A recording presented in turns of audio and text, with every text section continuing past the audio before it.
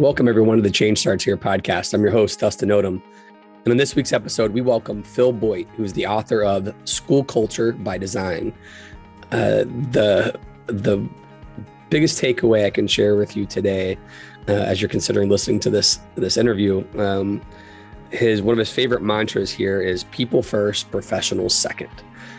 Phil spends all of his time going around to schools and districts all across the country, reminding them that we are people first. And it seems crazy given that educators have huge hearts and love people well, but it's something that we've got to fight to remind ourselves every day, because all of us as educators can identify the time that we've sacrificed maybe some joy with our family or friends to do the work of loving and serving our kids. And so his goal is to create cultures where there are genuine connections, where people care for each other deeply, not just the news, weather, sports conversations, but are really invested in each other's lives, no matter how big the school is. And what I appreciate about my conversation with Phil is he's very much about practical advice. If you go Google Phil Boyte now or later, you'll notice really quickly he's got blogs. His blogs have really practical advice and things that you can take immediately and go implement.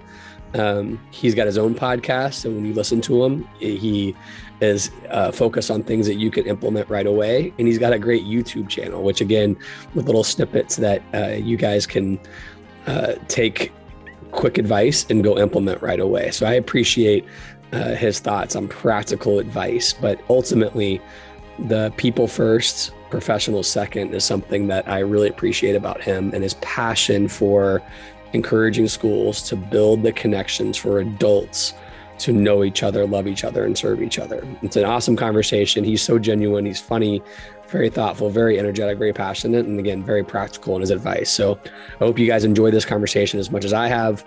Again, if you subscribe, we appreciate your support. If you haven't subscribed, please subscribe. We want as many people to support this podcast as possible and to continue to make it grow. So we thank you. And again, enjoy this conversation.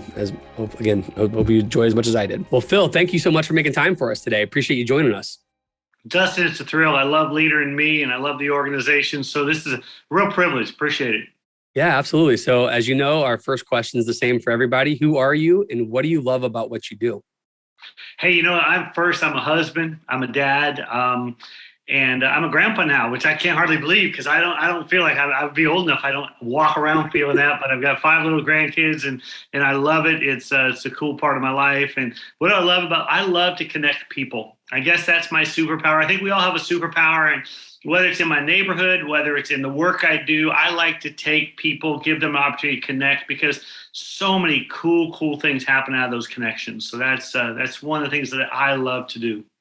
When did you know that you were a connector? I'm sure I've read some books over time that talk about, are you a connector? Are you a influencer? I don't know the different words or terms right now, but when did you know that was one of your superpowers? It might have been one of Malcolm Gladwell's books where he talked about connectors. Yes. And stuff. Yeah. Remember, he put a label to it. And I'm like, yeah, that's me. Because then there's people who they collect all this knowledge. You want to know what car to buy. They'll buy a 2014 Toyota Camry with 30,000 miles. That's not me. I'm not that guy. I'm the guy that says, you know what? Hey, you ought to meet, because both of your wives have cancer right now, and you're lonely and you're struggling. And I think it'd be benefit, just whatever those little things are. And I just realized, yeah, that's me. Yeah, it was a Maven, connector, and salespeople, if I remember correctly. That was one of my favorites to go through that. So just a quick question. I mean, you're incredibly influential in the world of education. And I'm just curious, before we dive into why that is, what's been your experience within education? What's been your work history within education? And how'd you get passionate about education? When I was in high school, literally, it's a funny story. We had a leadership class in 1977, and the student council advisor said, "Who would like to go to this little leadership conference next week?" And I asked the kid next to me, "Do you get out of class?" He said, "All day." I said, "Sure, I'll go." Having no idea that simple little question, because I'm a little jock. I was going to play 3 sports. I was doing all that, and so I went to this conference. I heard this speaker, went, "Wow, that was awesome!" So I got involved in this organization. My senior year of high school, I got this scholarship to go to Sacramento Board of Realtors, had this series of speakers Dennis Whaley, Tom Hopkins, all these Zig Ziglar. And I was like eating it up. I said, I want to do that someday. So with that leadership stuff I was doing through California Student Councils and this speaker thing, I said, that's what I want to do. I went up to Chico State, little small university, Northern California, ran into an activities director who kind of mentored me a little bit, got me speaking. And all of a sudden I realized I love this. And so I started doing school assemblies at first, and then leadership conferences. And then a principal would say, hey, my teachers need some of this. In 1992, I created Link Crew, where you link successful seniors to incoming freshmen. And that was just first year I trained 9 teachers to do it at their schools. When I sold it to my friends at Boomerang Project, we were training 650 teachers. I think they're training 2,000 teachers a year now. Then we had a school shooting in Marysville, California, 92 or 93. And they called and said, we need help putting our culture back together. Kids are afraid of each other. And so we created Breaking Down the Walls, and it has blown up.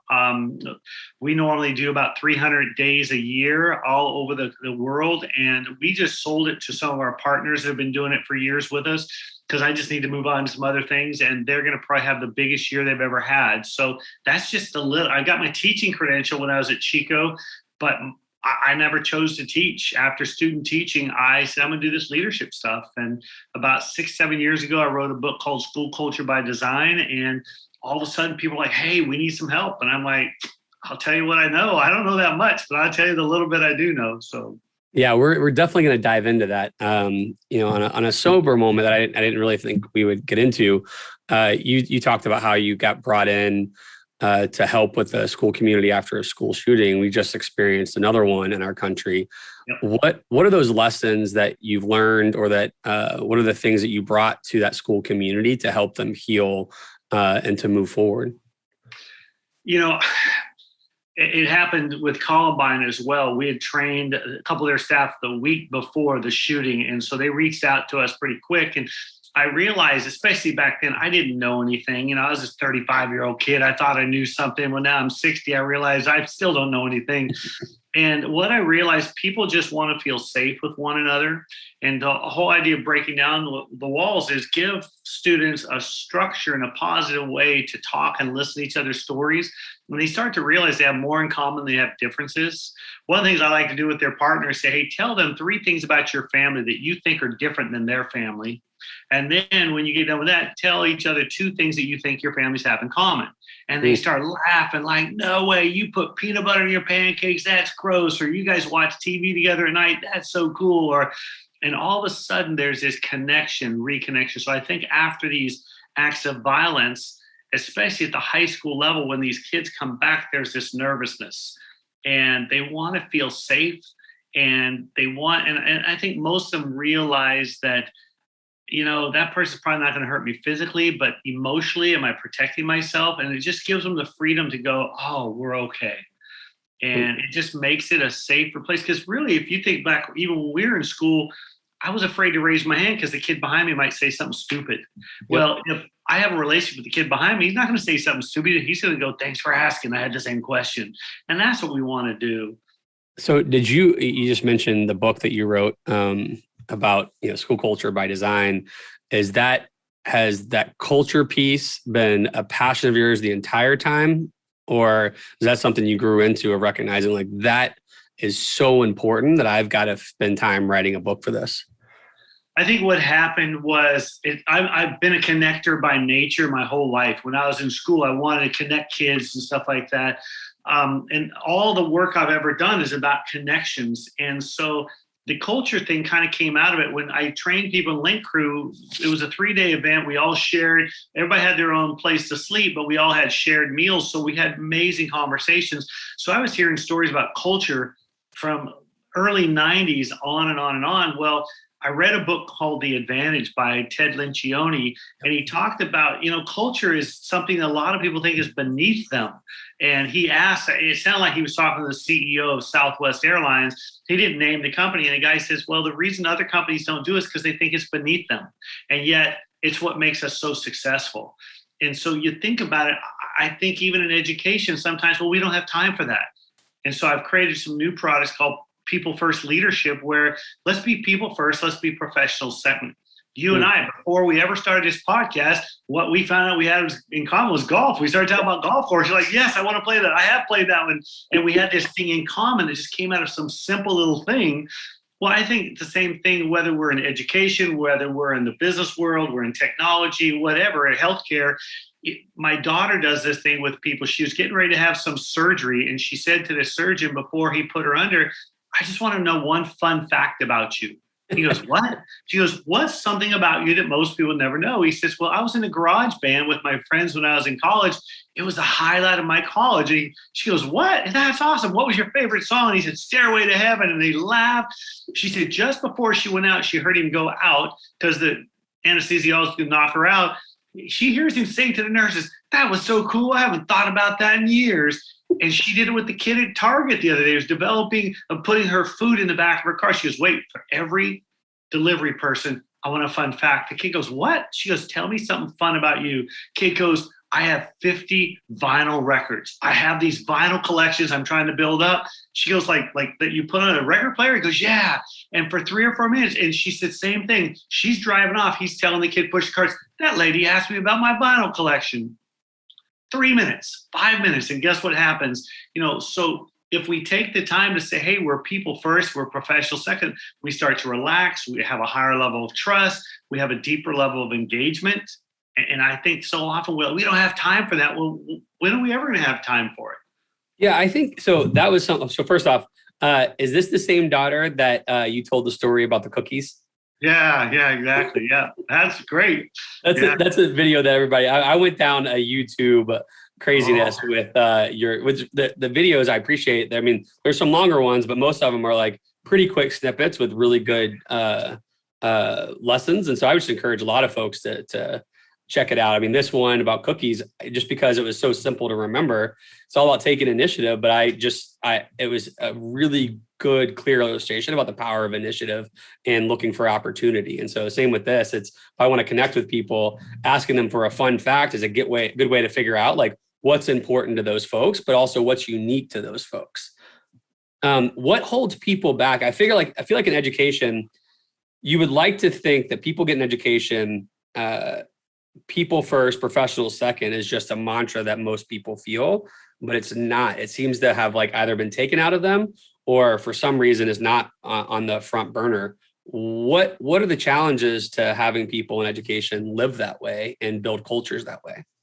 Well, I'll be honest. I mean, I could zip around this, but those are my listeners may hold us against the rest of my career, which may not be much longer. But I think 10 or 15, maybe 20 years ago, we got so focused on student achievement data, whatever we want to call it, that we started hiring people who that was their superpower, that was their strength, measurables and all that. Well, when you start to do that, then those people then want to surround themselves with other people who are really good at that as well.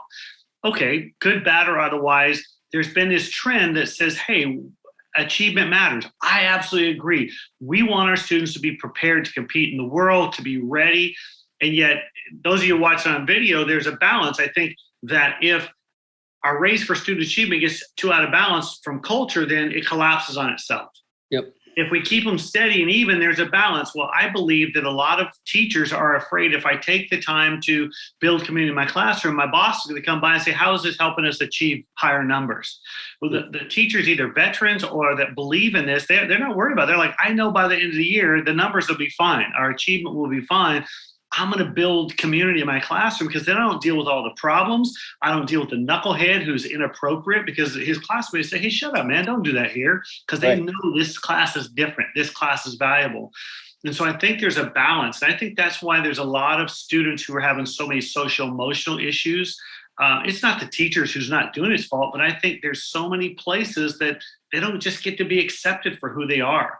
So if it's a teacher takes 20 minutes a day the first week or two of school and builds a base of relationships in class where every student has a relationship with 5 other students in their class, kids want to be in that class. They want someone to say hi to them when they walk in. We had a girl in Rogers, Oklahoma after a workshop. She just said, I'm going to start taking my AirPods out when I walk into class. I'm like, why? She goes, when I have my AirPods in, I'm telling the class I'm not available. And she goes, I want to at least say hi to the kid next to me. I just want to say hi to the teacher. And so when people become aware of that, that doesn't take any time. That's just a gesture that says, hey, I want to be here. And Yeah. so I think that's some of the stuff is give staff members permission and then give them some tools, some activities they can use. When you think about some of the most inspiring schools that you've seen or you've written about, what are the cornerstones of the design in which they build their school on, especially to try to build a people first, professionals second culture? I think of Dr. Eric Chagala down at Vita Middle School. In my book, I highlight him a couple of times. And it's getting better and better. And so many people go watch his school. And he's not a Ron Clark. He's not a Robert Louis Stevenson. There's so many schools that have these big followings. He's just this quiet guy. I was at his school breaking down the walls 6-8 years ago. And we're talking at the end of the day. And a kid walks up and says, Dr. Chagala, what are we doing tomorrow? He goes, I don't know. Why? He says, I can't wait to get back. And he takes off. And he looked at me and said, that's the kind of school I want, like summer camp where kids can't wait to get back. That's not about math, science, and English. That's about the relationship they have with their teachers, with the school monitor, with the lunch person, bus driver, with their classmates. That's this feeling of, I like it here. I feel safe here. I belong here. Well, I think about the Auburn Riverside High School up near Seattle. It's a larger school. It's a high school, and high schools are so dynamic with sports and drama, all the stuff that goes on with schools. And, you walk in that campus, you're just like, there's something going right here. Well, because they're really intentional about spending time connecting with people. Lockport High School near Chicago, same thing. Their superintendent, their principals, they're doing these little things that say, hey, I see you, I care about you, you matter to me. And I think those are some of the things that, I love the idea of door jam conversations. A buddy of mine, Paul Lundberg, says, I spend 20 to 30 minutes every morning when I get to school, and I just take my coffee and I just go try to catch as many staff members as I can. I just stand there in their doorway for 30 seconds to 2 minutes and just ask them something personal. Hey, didn't your daughter have something? And, oh, didn't your son, hey, didn't you get a new car? He said something just to say, hey, I'm here. Anything I can do to help you. Those door jam conversations seem so simple, but that's when people go, hey, I was going to ask you, great, I don't know the answer now, but let me circle back to you within 48 hours and tell you what I can find out. That's what builds that trust.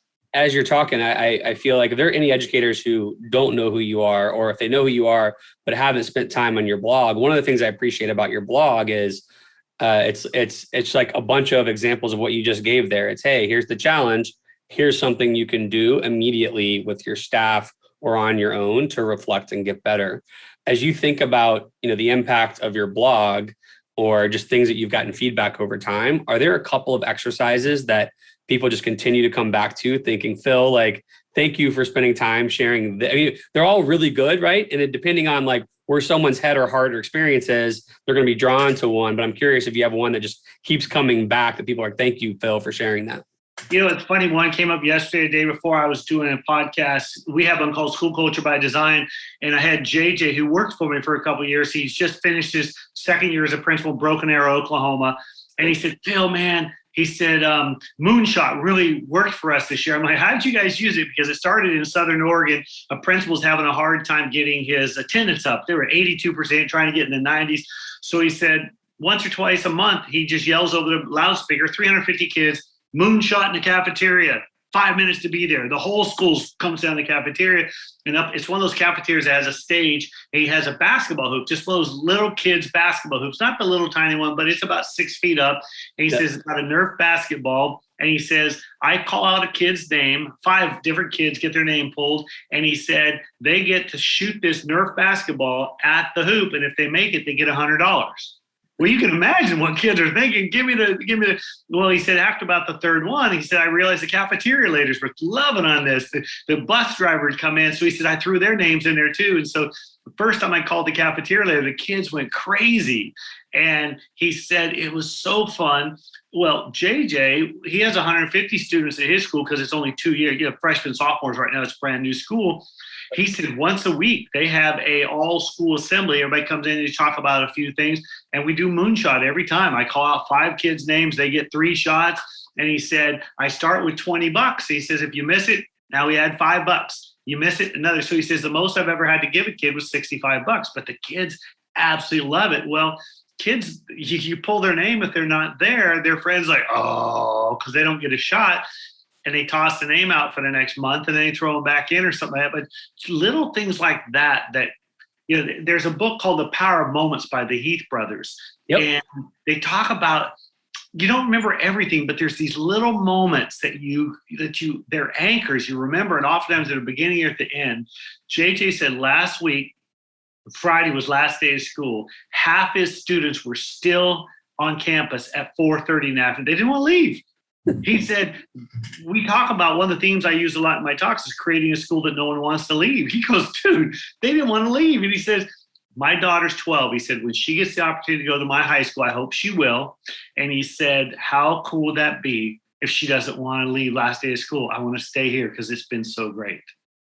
Yeah, we were blessed. You talked about Chip and Dan Heath. We had Chip Heath on recently, and just like, again, their sincerity, their research behind what they do. I love their work. Power Moments is one of the ones that really influenced me as well. I think something else that you just said that describes you, like when I think about Franklin Covey's work with Leader in Me, I come from a school turnaround world where it was data.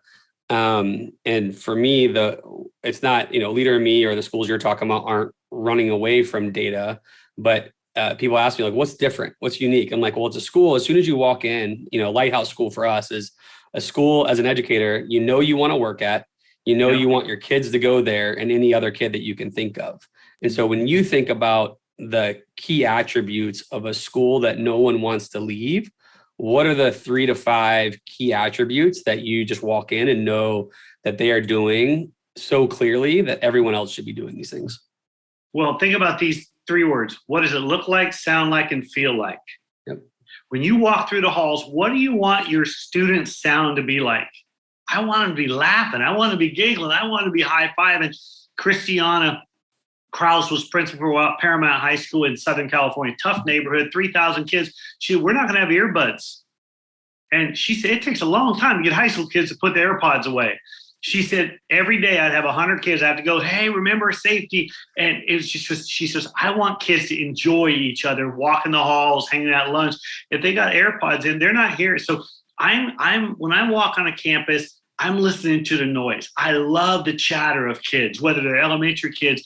I was interviewing a principal in Atlanta, Georgia, and she said, yeah, one of the things that we do every once in a while is a school dance party. I'm like, at an elementary school? How's it work? She says, well, I just get on a PA every once in a while and say, it's dance party. And the kids jump up and I play a song. The kids run to the hallways and they dance. I said, how long? Like 3 or 4 minutes? She goes, no, 45 seconds. She goes, they have so much fun. And that's what the teachers do. She goes, I told them they got to dance too. At first they're like, no way. But you think about the energy that you feel in a healthy campus, the noise. What do the teachers look like, sound like, and feel like? My buddy Tim Lyles, in an interview, he was principal at Sunnyside High School in Fresno.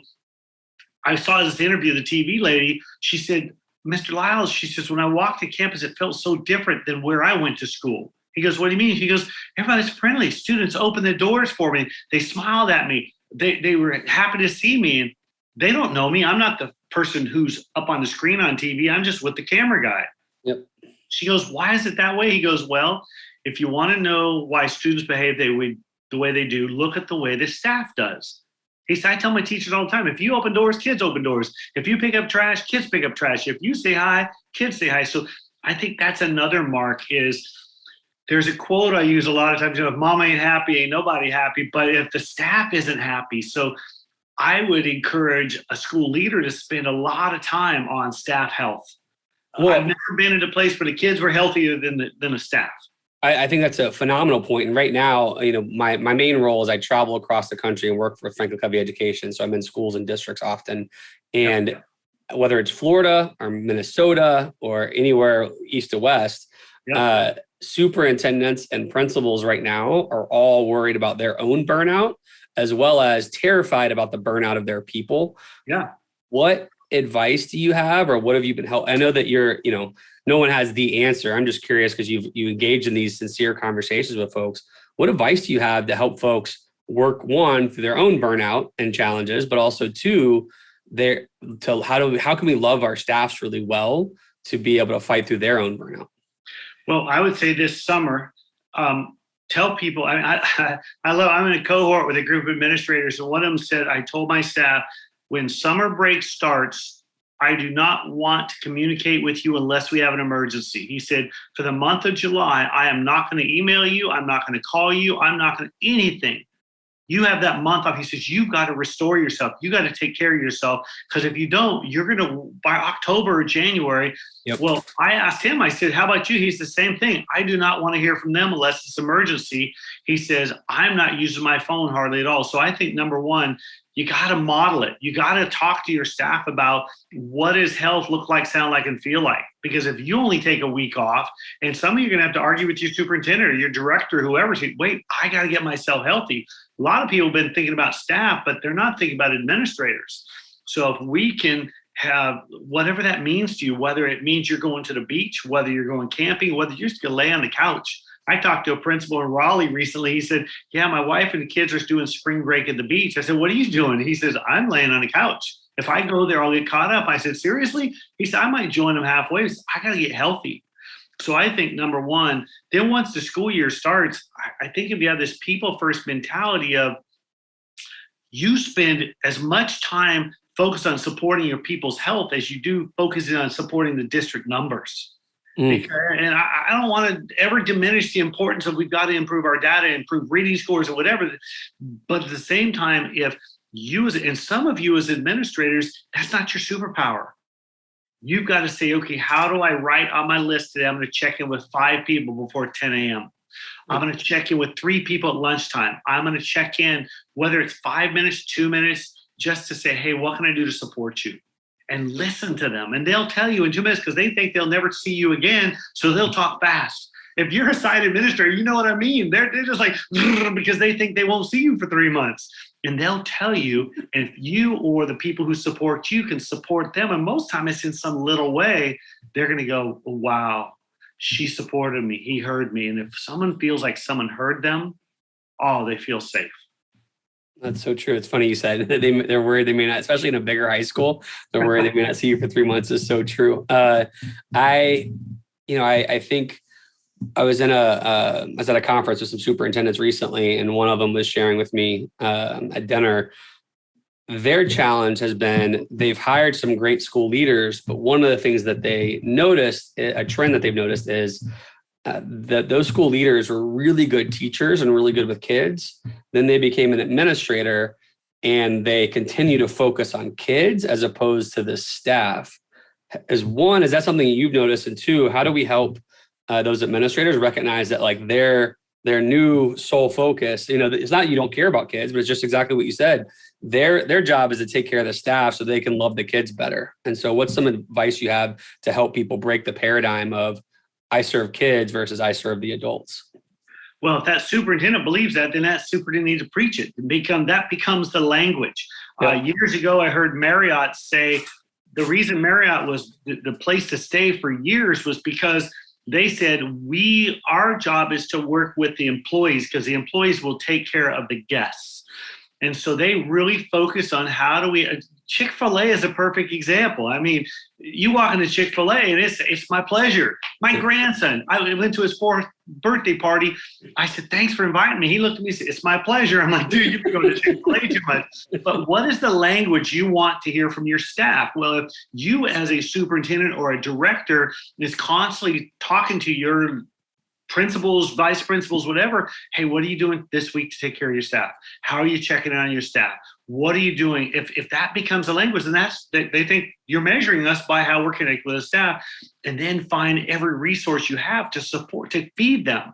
There's an activity I like to do, and I'll share it now so people might consider. It's just simply one at a time. And let's model it real quick. I'm going to tell you one thing about me, and then Dustin, you tell me one thing about you, and we'll go back and forth for 30 seconds. It'll be interesting. So I love water. We go to the beach. I'm in the water. We go to the river. I'm swimming. So that's something about me. What about you, Dustin?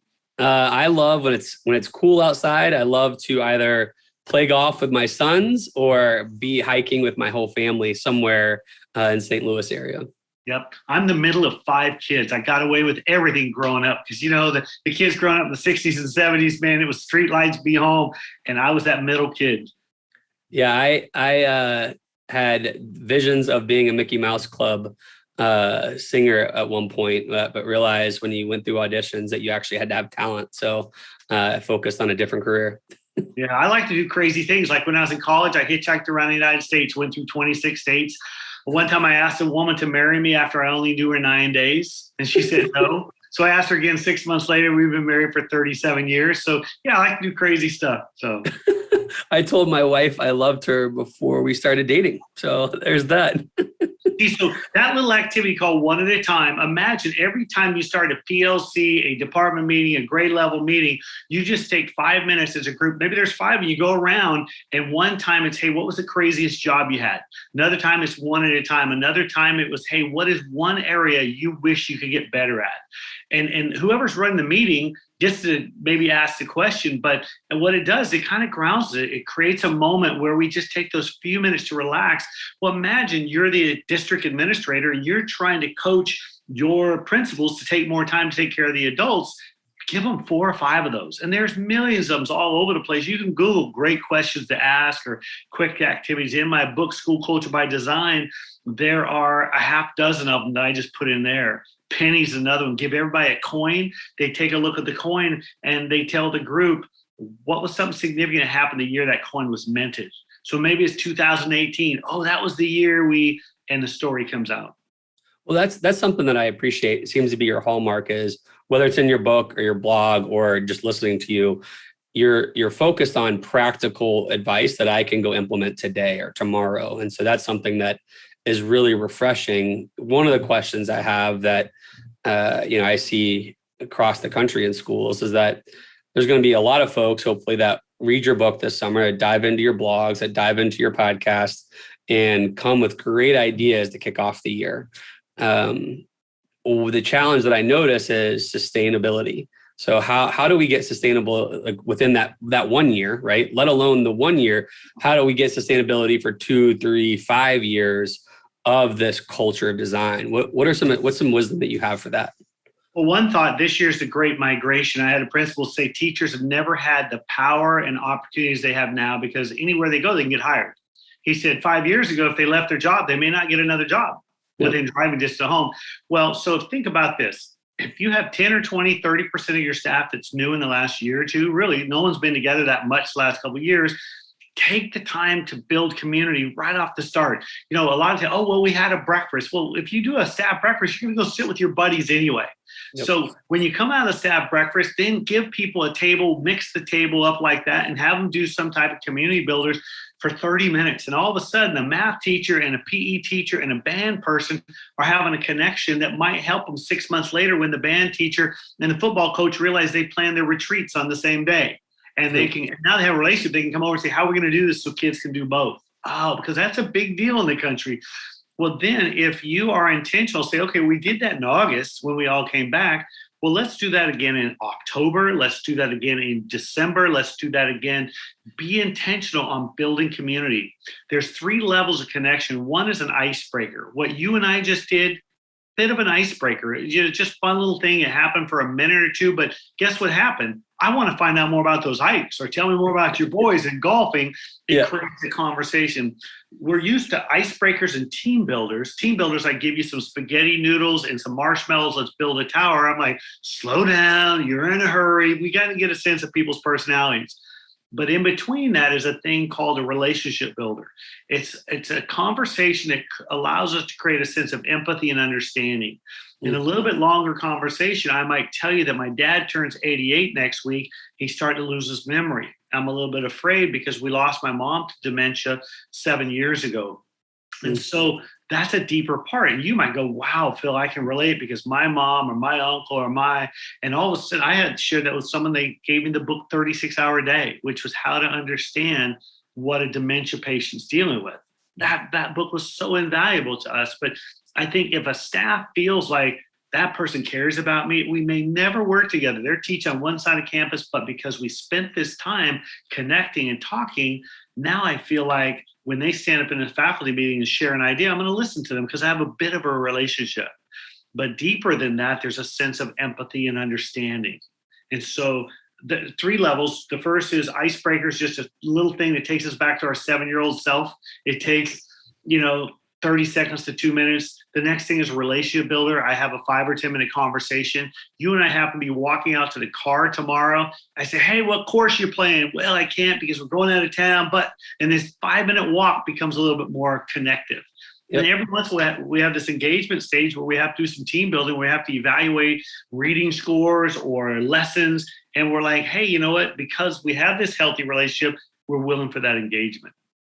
That's so refreshing. I think one of the things that I come across is that your people first mentality is something that is just heartwarming, and I hope plenty of educators rethink about how to go even deeper with that. But something that's even more powerful is, I think if I were back at one of my schools now, if we hadn't had this conversation or haven't dove into your work as much as I have at this point, I would think, all right, how do I create just an engaging school? It's exciting, getting involved. The theme that keeps coming up is this power of connections.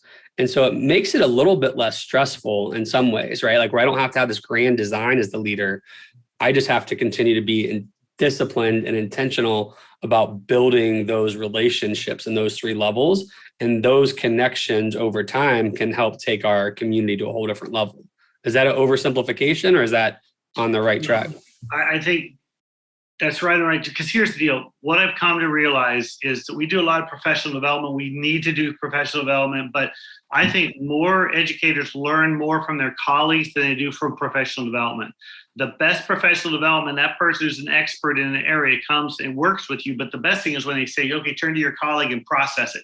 Yep. Because I'm sitting there go, okay, with my 3rd graders, I would do this. The person next to me might be deal with 7th grade science. They go, well, I'm going to do this. You're like, that's brilliant. I hadn't thought of that. We get an idea from the front of the room, from the professional development coach, and then we process it. Well, what happens is 2 weeks later, the PD's over, that coach is gone.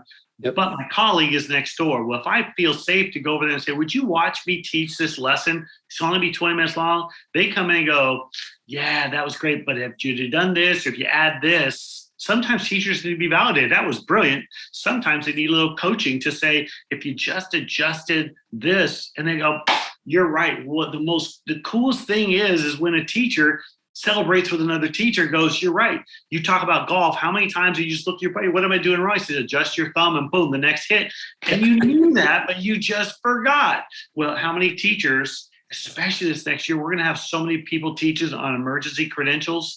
And if they just have someone who's safe, happens to be in the next room or across the hall, that they feel like, could you just watch me for 10 minutes? Or how do you deal with a kid who's obstinate? And that person, well, I do this, that's brilliant. I never thought of that. I think so much of education is engaging conversation between colleagues.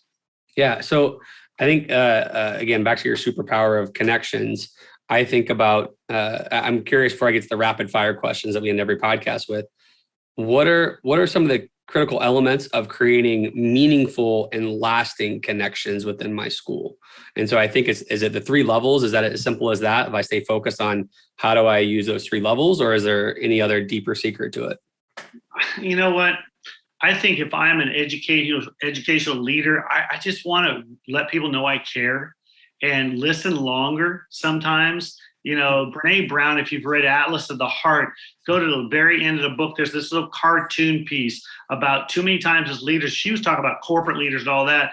When someone comes in, they want to be done with that meeting quickly. So they're like, okay, that's good. Let's move on. Or, oh, it wasn't that bad. It's a brilliant, brilliant description of what we can do as leaders to be empathetic listeners.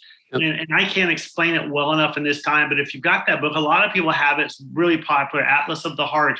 Just go to the very back page, 271 to 274. It's brilliant. And it just taught. And when I shared that with educators, they're like, I've done that. The other thing is, put your phone down. When someone walks into your room, if they see you put the laptop, close it, they see you turn your phone upside down, that means the world to them, because we're so used to, don't think you can glance at your watch, your little Apple iPhone, and someone not see that thing. They're going to see you glance at that text. And so if you want to build trust, that's what we need, is that trust. And it's little things just as subtle as shutting the laptop when someone comes in, giving them total, coming around the desk, sitting face to face with them. They're little things, but they're not simple things. And they mean so much to people. It's so funny you say that. I mean, I think, Even my wife, right, who's my best friend in the world, I've got the Apple Watch, but I never have the notifications on because it drives me absolutely bonkers. Yep. But we'll be talking in a great conversation. I know she's fully invested, but because that thing beeps, she just looks at it, right? And in my head, I'm like, what are we doing? Like, are we not having a conversation? And it's clear, like, she is invested, but in my head, I'm like, oh, is this not important to you? And so that's with my wife, who I know cares, let alone a professional setting where you're trying to figure out if someone cares, like, that can spiral out of control quickly, right? Now we all know she doesn't listen to these podcasts. So. Yeah. Because there's no way you share that story. But yeah, I think you're right. I think we've all been with someone and they looked at their watch a little bit longer than we would appreciate. I think as leaders, we have to think about those little things that we work so hard to build trust, those little things that break trust and we don't even know it. Yep. So, all right, we end every podcast the same way. What's a habit or habits that you use on a daily or weekly basis that help you be the best version of yourself? One thing I'm really working on is exercise. At my age, I just turned 60. I just every day, Lori and I go for a walk, 1.5 miles, 2 miles. Every day we read together. We're reading a book by Martha Beck right now called Integrity. And we've gone through so many books in the last couple of years. And so those are two habits that we have that we share right now, that it's sharpening the saw, Yeah, I like the reading together one. That's a good one. So speaking of reading, and you gave one book, so you may give the same book again. What's a book you've either read recently or read over your lifetime that has been so monumentally impactful on you that you think other people really need to read it? Well, of course, 7 Habits of a Successful Person, but Atlas of the Heart was the one I mentioned before. But Life is in the Transitions by Bruce Feiler has been brilliant. Another one that I'm reading right now is called Strength to Strength. And it's the idea of how do you go from a strong career to a strong retirement, and just brilliant. One of the things he says is we spend all this time preparing financially for retirement, but what are we doing for preparing for happiness so we feel happy and healthy? And so that's another one called, and some of my young friends are reading because, like, you're right. I just want to think about how do I have this healthy life? Yeah, that's great. All right. So I don't know if you, when you go on your walks, if your wife's not there, if you're listening to music or on drives, but or when you work out and do other things, I'm always curious what people listen to in terms of music. So what's on your playlist if you're just bopping around somewhere? You know what? I love Kenny Chesney. I'm a country guy. I just turn it high. Sometimes it's just something out of the 70s and 80s. I just love it. But one week we got to see Garth Brooks on a Saturday night and Vince Gill on a Monday. Both of those guys are incredible. One was in the Arco Arena in Sacramento. The other was in the Ryman Auditorium in Nashville. I loved them both, man. But those, Garth is crazy. He's all over the place. Vince just stands there and tells stories and plays the guitar. So those are my heart music. Well, those are great artists, one, but two, like you said, the shows are really different, but the shows are just similarly impactful if you enjoy the music. And especially at the auditorium in Nashville. I think I've seen 2 concerts there. That's pretty awesome. It's a whole different place, man. Ryman just versus being in a stadium with Garth, which is that's what Garth wants, man. He wants you screaming and yelling. That's awesome. All right. So someone like you who's, engaged on Twitter around educational leaders all the time, I'm just curious, if there's some advice that you've come across, whether it's in a conversation or social media or a book you've read, that when you think about advising leaders in education right now, this is just a piece of advice that you just can't get off your brain and you want people to think about? You know what? I think that Lencioni, when he said, people don't spend time on culture because they think it's beneath them, that rocked me, because I realized that at the end of the day, we all want to go home to a neighborhood where someone's friendly. Yep. We want to go walk into a house where we feel safe, we belong. And I think that's what we can do in schools. And I heard that over and over. I lost my buddy Tim Lyles a year and a half ago to cancer, 54 years old, amazing principal. And he's the one just kept echoing, we're changing the trajectory of kids' lives. 3,200 kids at a high school, 100% poverty. He's sending more kids to Fresno State University than anybody else in the country, because he says, you know what? We love you. We care about you because we're going to change the trajectory of your life. And it starts with caring about them. And that man lived that. And it was just, he left such a a wake behind him of amazing caring. It's just started, and the data, the support was there because they loved him first. That's awesome. Well, Phil, I appreciate you, one, making time for us, but two, having the courage to point people in the right direction of we are people first and we're professionals second. That's one of the reasons why we ask the question, what we do, like, who are you and what do you love about what you do? Because that's more about like your passions and who you are and what you're about, and less about the thing, because we're not, you're an author, that's great, and a speaker, but you're way more than that.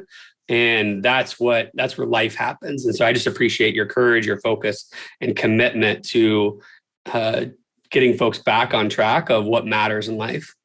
Yeah, well, I got to give a shout out to my friend Jen Dustin, because walking through her hallways when she was principal at Atlas, and little kids shaking my hand, saying, welcome to my class, and, all the habits that kids are learning. Now, my own grandson, who goes to a little school in Baskin Ridge, New Jersey, I saw the habits out in front of the school. I'm like, cool, he's in the Leader in Me school. I had no idea. His parents like, what does that mean? And I explained it like, brilliant. And so, the residue of what you guys are doing is just fabulous. And I just feel lucky to be a little part of this school culture thing. So thanks for having me on. It's great. No, this is awesome. I appreciate, the best compliment I can give you in terms of a podcast is that I'm rethinking how I build relationships and connections, and people have always been really important to me. But just little things that you just said that are so natural to you, as well as examples of what you can do, have me excited to get the heck out of my office and go start trying to interact with people differently. So I appreciate it very much. Okay, go ask the Target kid what's his fun fact and watch that. I got that from Santa, man. It's good stuff. So I may have to have your daughter on the podcast. If that's the same one who did the cookies and the lemon bars. Man, she's awesome. Yeah, clearly she may have to be a future guest, just because living through your stories of her, we got to meet her. Yeah, and she's on the phone. She runs our company, and she's on the phone with 6 to 8 educators every day. So you want to talk to someone who's in the guts of this thing, she would be a great interview. So give her a shot. All right. Well, we'll follow up. Well, Phil, thank you so much for today. This was awesome. I wish you nothing but the best, and hopefully we'll get a chance to cross paths again soon. I'll be looking forward to it. Thanks, Dustin. All right. Thanks, Phil. Please support us by subscribing to our YouTube channel, podcast on Apple or Spotify, and help us celebrate the beautiful, messy work of shaping human potential.